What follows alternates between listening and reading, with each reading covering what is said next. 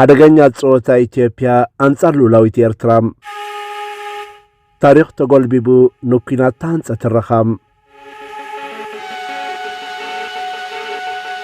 ሸንቻት 1991 ኣብ ለንደን ዝተኸድነ ቁስሊ ግብራው ሉላውነት ማይ ዘይጣዕሚ ዘረባም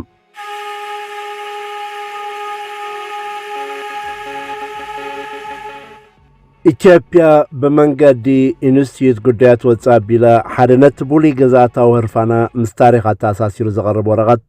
ቀዳም ክልተ ጉንበ ዘርጊሓላም ሓፈሻዊ ትሕዝቶ ናይቲ ወረቐት ነቲ ኣብ ለንደን ድሮን ናጽነት ኤርትራ 1991 ተገብረ ዘተጠቅስ ሓድሽ ምህዞ ግብራው ሉላውነት ፋንክሽናል ሶቨርኒቲ ዓሽጉ ዘቕርብ እዩ سمحرت ولد سماعات تخطاتي له دالي والله سعيد محمد نباهم كوبلي لايك شير نقبركم كسام ولا تخصصبني بخبر عدم ኢትዮጵያ አሁን ባለው የጂኦግራፊክ ሁኔታ ከተቀመጠች አፍሪካ ቀንድ ውስጥ ሰላም አይኖርም ኢኮኖሚክ ገት አይኖርም ስለዚህ የጉዳይ መፈታት አለበት ግን ሁሉም ሰው የሚቀበለው ሐሳብ የሚሆን ባፈሻ እተጽሑፍ ነታ አብድሮን አጽነት ኤርትራ አሞንጎ መንግስት ኢትዮጵያ ህዝባው ግንባር ሓርነት ኤርትራን ይወደግ በመንገኘነት አሜሪካ ተገብረዘተ በመጥቃስ ነታ ባይታ ተፈጥሮ ወታደራዊ ኩነትን ሙሉ ስዕረ ሽዑ ዝነበረ መንግስት ኢትዮጵያን ግቡእ ግምት ከያበ አዋጅ ለንደን 1991 ኩና ዘብቃዕ እኳ እንተኾነ ንኢትዮጵያ ግን ኣብ ሰናይ ድሌት ጎረቤታት ጽጋዕተኛ ክትከውን ብመሬት ዝተኸበበት ናይ ጂኦግራፊ እስርቲ ገይርዋ ይብል እዚ ውርሻ ንምፍታሕ ኢትዮጵያ ናብ ግብራዊ ሉላውነት ፋንክሽናል ሶቨርኒቲ ክትንቀሳቀስ ይድል ይብል እዛ ድማ ካብ መሬታዊ ግዛት ንምርካብ ምቅላስ ናብ ምውሓስ ስትራቴጂያዊ ረብሓታት ምኽያር እዩ እዛ ኣገባብ እዚ ብመሰረቱ ኣብ ደገ ባሕሪ ንምውሓስ ዘተኮረ ኮይኑ ኣብ ታሪኻዊ ዝኽሪ ብምትኳር ተፈጥራዊ መሰል ዝሓተ ተባሂሉ ዝግለጽ ምዃኑ ይቐምጥ በዚ መሰረት እዚ ድማ ኣዲስ ኣበባ ድሕሪ 1991 ዝነበረ ኩነታት ብምፍታሽ بملكع ليز وين حبر ودب نهابتي إن كان هابا نمتكا كم علامة زقمت يزمثل إذا استراتيجي زدما دحر دقيم هلونا إثيوبيا أب جغرافيا جوه خمزي تخون نمرقا زقبر هلوا أو دفيت مخانو اتصحف في مقود أبزي اتزتفق عنا نتاريخاون حقاون كونت يرترا مخاد ويبتحط كأنا شفافي الكم حلافيو إثيوبيا خمزغونة تاقر لعلى 230 مليون هزب اللاني ካብ ባሕሪ ተባቲኸ ኣብ ዓመት 1.5 ቢልዮን ዶላር ክፍሊት ወደብ እንዳኸፈልኩ እሞ ድማ ኣብ ዝኾነ ህሞት ክትዓጽወን እትኽእል ጎረቤት ሃገር ቁጠባይ ከሰስን ኣይከኣልኩን ሽግርን ስክፍታን ኣለኒ ወዘተ ብምባል ክውነታት ክትገልጽ ትኽእልያም እዚ ንበይኑ ቅቡልን ዘይከሓድን ሓቂ እዩ ነዚ ንምዕዋት እውን ዲፕሎማስያዊ ምንቅስቓስ ክግበር ይከኣል እዩ እንተኾነ ንታሪኽ ንሕግን ሓቅን ሸለሊልካ ግን ካለፍ ኣይክእልኒ እዩ እቲ ኢትዮጵያውያን ዝደጋግምዎን ብዘተፈላለየ ቋንቋና ዓለም ከደናግሩ ዝፍትንሉ ሽጣራታት ድማ እዩ ርትዓዊ ቅሬታታት ንዘይ ምኽንያታዊ ተግባር መምኽነይታ ክኸውን ግን ኣይክእልኒ እዩ ሕጂ ድማ ብኻልእ ሜላን ብስም ምሁራዊ መጽናዕትን ገለ ለውጢ ቃላት ጥራይ ብምግባር መንግስቲ ኢትዮጵያ ብሽፋን ታሪኻዊ ትረኻ ሕጋዊ ሰረተ እምነት ብሃገራዊ ቃናን ናቋን ንሓንቲ ልኡላዊት ሃገር ጎረቤት ፀቕጢ ንምግባር ምህዳድን ምርግጋእን ምዝራግን كمون نورار كعدم زخال بوليتيكان وتهدران قداي مهناتيو زي دبلوماس استراتيجي زي كونس ندهري تتمليسكا زتعاص وان زارغن فايلات ممزيسكا بوغانقا فتحي عمت متسحتاريو اواج لندن شحن 1991 بحقي انتهي سفيرو زي روسو زخال زرزرا زلو يخون امبر بمسرتو نيرترا قنعو زهب زي مخانو نتعبايتا تفترة كوننت أفلوت الزهاب انت زي كوينو حجي زمزمز مستير هيبولون كومون تابشان شاعتي 293 ودب حبرات هاقرات تعزو برفرندم حدا نقر بنصر رقاقيتيو إيرترا العلاونة تازا رقاقتت عالم لخاو أفلوت الزلوات دوبا الزلوات نتسا هاقر مخانا بزيو ولاو المنقد رقاقيتيو كما قم بحرا ودبات متسوع عسبن حاويسو أما إدسيتاتن نا إرترايو أبزت تفتسما حجي إثيوبيا تكارخرو لعلوق عينبرن أبلعلتا تسعرت إثيوبيا تخون دحريو زمت أدما زت تسقدد نقر عينبرن إذا هجي زلو منقسي إثيوبيا نزي فلتيو مسنايزقن نشعن شعاتيم 91 تمليسا كم شعود تعاب تغسلي داقماي كتكارخر من قد تمرت علام زادما أكراربو زغير أمبر كابتن ناس نت يرتوا زت أبا فالي خزر أيكونن እዚ ፍሬሚን ወይ መስመር ሙጉት እዚ ታሪኻዊ ትዕዝብቲ ዘይኮነስ ከም ሓደ ፖለቲካዊ ኣጽዋሪ ዝውሰድ እዚ ድማ ሓደገኛ ይገብሮም ሰበስልጣን ይኹኑ ምሁራን ልሂቃን ኢትዮጵያ ነቲ ባሕሪ ዝሰኣናሉ መንገዲ ክንእሩሞ ኢና እንዳበሉ በዝንበትን ክጽሕትሩ እንከለው እቲ መልእኽቲ ንጹር እዩ ነዚ ዘይዓርፍ ዘረባታት ኣብ ዝቕንያት እውን ብመንገዲ ኤርትራ ምላሽ ተዋሂቦ እምበር ዝከር እዩ እቲ ብሚኒስትሪ ጉዳያት ወፃኢ ኤርትራ ብ29 ሚያዝያ 2026 ዝወፀ መግለጺ ነቲ ካብ ኣዲስ ኣበባ ዝስማዕ ዘሎ ተረጋጋሚ ትረኻ ሓንቲ ዓባይ ሃገር ኣብ ልዕሊ ልኡላውነትን መሬታዊ ሓድነትን ጎረባብቲ ሃገራት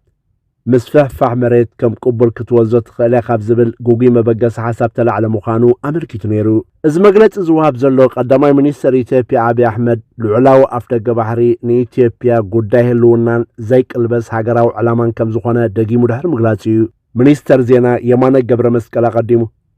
ነቲ ፖቶምኪን ክብል ዝገለጾ ሰልፊ ብልጽግና ካብ ውሽጣዊ ፀገማትን ምህዳም ዘልዕሎ ዘሎ ይኽብል ኣብ ኤክስ ምላሽ ይቡ ነይሩ መራሕናይ ሰልፊ ከምኡውን ከም በዓል ጀነራል ጻድቃን ዝበሉ ሓንጨ መንጪ ነተደጋጋሚ ተኽታኽን ዝበለየን ምጉት ልኡላዊ ኣፍደገ ባሕሪ ትንፋስ ክዘርእሉ ይፍትኑ ኣለው ኢሉ ኣብዛ ሕጂ ብቐዳም ቀሪቡ ዘሎ ወረቐት ድማ ሓድሽ ጽውጽዋይ ግብራዊ ልኡላውነት ዝብል ይስማዕ ዘሎም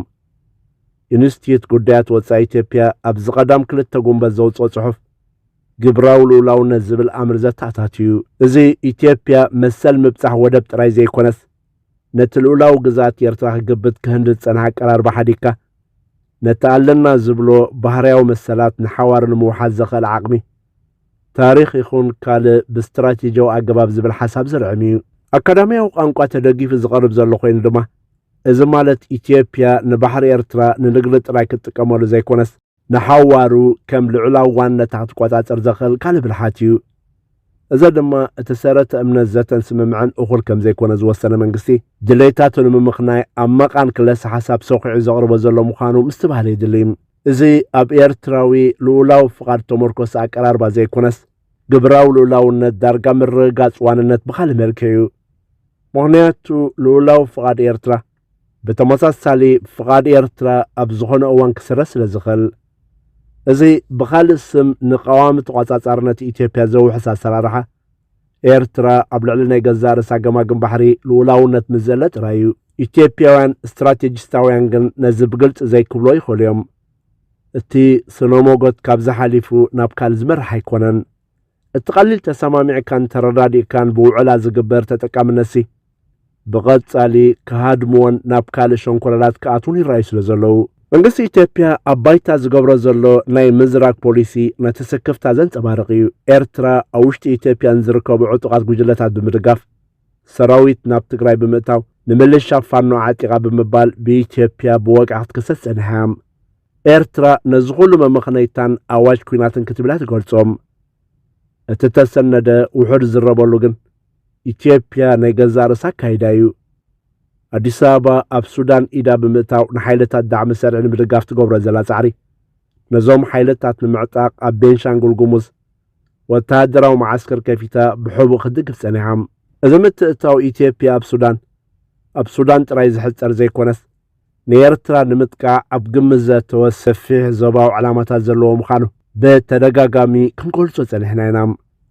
ኢትዮጵያ ኣብ ዲፕሎማስያዊ መድረኻት ሰላማዊ ዘተ ጥራይ ከም ትደሊ እናገለጸት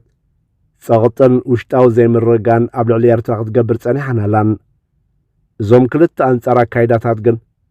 ብሓንሳብ ሓቂ ክኾኑ ኣይክእሉን እዮም ውዕል ሕቡራት ሃገራት ብዛዕባ ሕጊ ባሕሪ ብርግጽ ብመሬት ተኸበባ ሃገራት ንንግዲ ናብ ባሕሪ ናይ ምእታው መሰል ይህብ እዩ እዚ ግን ብዘተን ምትሕባር እምበር ብግዴታ ኣይኮነን ዘትግበር ዝኾነት ሃገር ድማ ንልኡላውነት ናይ ሓንቲ ገማግም ባሕሪ ጎረቤት ክትደፍር መሰል ሃይባን እዩ ምሁራት ኢትዮጵያ ግን ኤርትራ ከም ሓንቲ ንገማግም ባሕሪ ኢትዮጵያ ዝወረሰት ተካ ሃገር ገይሮም ብምቕራብ ብጉዳይ ባሕሪ ናይ ምዝርራብ ግዴታ ከም ዘለዋ እዮም ዝምግቱ እዚ ምናልባት ኣብ ወረቐት ክትማጎተሉ ዝከኣል ኣካዳሚያዊ መርገፂ ክኸውን ይኽእል እዩ ሰራዊትካ ክቲትካ ኣብ 1991 ተዓብጢ ቁስልና ከነሕዊ ኢና ዝብል ምጉት ሒዝካ ገማግም ባሕሪ ሓንቲ ልኡላዊት ሃገር ክትደፍር ግን ቅቡል ኣይኮነን ሕብረት ኣፍሪቃ ኣብ ዘመነ መግዛእቲ ዝነበረ ዶባት ምኽባር ዝብል መሰረታዊ መትከል ብልክዕ ነዚ ዓይነት ዕንጀራ ንምክልኻል ተባሂሉ ተደንገገ እዩ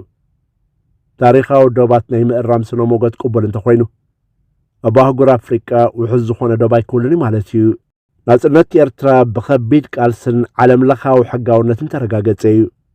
ዝኾነ ኣብ ታሪኻዊ ቅሬታ ስረት ዶክትሪን አዲስ አበባ ነቲ ሓቂ ዝቕይሮ ኣይኮነን መንግስቲ ኢትዮጵያ ብሓቀኛ ዲፕሎማሲ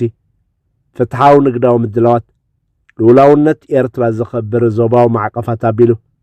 ናብ ወደብ ከኣቱ መሰል ኣለዎም ከፈራርሕ ክህድድን ብዝኾነ ሸፈጣት ወራር ከመኽንግን መሰል የብሉን ማሕበረሰብ ዓለም እንተላይ ተሓጂ ብናይ ገዛ ርእሳ ስትራቴጂያዊ ምኽንያታት ኣብ ልዕሊ ኤርትራ እገዳ ከተልዕልን ዝምድና ከተሓድስን ትንቀሳቐስ ዘላ ኣሜሪካ ሓዊስካ ኣብ ዞባ ፈጢርዎ ዘሎ ጠመተ ነዚ ቋንቋታት እናቀያየረ ዝቐርብ ዘሎ ሙጉት ሓንሳብ እናሓዋሩን ገኒሑ ክዕርፎ ትፅቢት ይግበር ክቡራት ተኸታተልትና እቲ ንጉዳይ ኣፍ ደገ ባሕር መሰረት ገይሩ ብሓደ ኢንስቲትዩት ኢትዮጵያ ዝቐረበ ሓድሽ ቡሉይ ሙጉት ኣመርኪትና ዘደለናይ ትሕዝቶ እዚ ተኸታተልኩም እዩ ነይሩ ኣብዚ ብዘተፈላለየ መንገዲ ዝለዓል ዘሎ ሕቶታት ዝምልከት ዘለኩም ትዕዘብትን ሓሳባትን ይህን ክትብሉ እንዳዓደምና ላይክ ሼር ነዘኻኽር ኣብ ጉዳይ ሃገርናን ዞባናን ብኽፉት ንዘቲ ዝተረፈ ሰላም ይስማዕና ሰላም አሰብ እንዳትሄዱ አሰብን ለማስመለስ ነው ይህን ጦርነት ያደረጋችሁት የሚል አስተሳሰብ በምዕራባውያኑ በኩል አልነበረም አለንም ግን ኦቨርካም እናደርግ የምንችለው የነበረ ፕሮብሌም ነውና ያጋጣሚ አምልጦናል ብዬ ነው የማምነው እነ ዶክተር አብይ መንግስት በዚህ ስራ ላይ ትልቅ ስራ ሰርቷል የሚል እምነት አለኝ ያኔ ይሄ አጀንዳ ታቡ ነው የነበረው ስታነሳው አድሃሪ ጸረ ህዝብ ጸረ ዲሞክራሲ ጸረ ምናምን የማይለጠፍ ስም የለም ለሁላችንም አሁን አጀንዳው ኢንተርናሽናል አጀንዳ ሆኗል እውነት ነው ኢትዮጵያ የባህር በር ያስፈልጋታል ኢትዮጵያ ውስጥ የባህር በር ከሌላት አፍሪካ ቀንድ ውስጥ ሰላምና መረጋጋት አይኖርም የሚል ግንዛቤ ተይዟል ኢትዮጵያ አሁን ባለው የጂኦግራፊክ ሁኔታ ከተቀመጠች አፍሪካ ቀንድ ውስጥ ሰላም አይኖርም ኢኮኖሚክ ገት አይኖርም ስለዚህ የጉዳይ መፈታት አለበት ግን ሁሉም ሰው የሚቀበለው ሐሳብ የሚሆንበት ደረጃ ላይ ደርሷል